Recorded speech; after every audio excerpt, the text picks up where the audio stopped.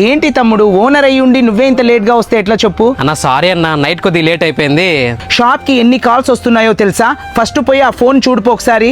నేను ఇప్పుడు అవన్నీ చూస్తాలే. తమ్ముడు, ఆటో డ్రైవర్ ఏంటి ఐటమ్స్ అన్ని డ్యామేజ్ చేసుకొని వస్తున్నాడు? తెలియకోకుండా చేసిన తల్లి అన్న. ఇలాగే వదిలేస్తే మనకే నష్టం, నేను చెప్తానుండు. సరే అన్న, మీరే ఒకసారి మాట్లాడండి. రేయ్, మా ఫ్రెండ్కి ఐటమ్ చెప్పాను కదా, అవి పంపించారా?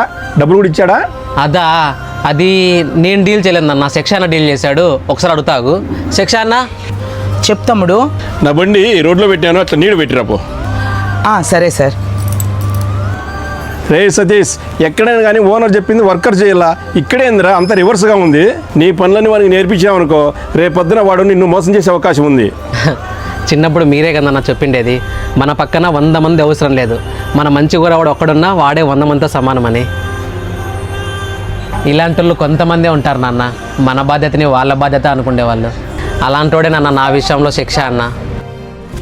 శిక్ష అన్న చాలా మంచోడు నాన్న, దీని గురించి మీరేం ఆలోచించద్దండి. వచ్చి కూర్చోండి.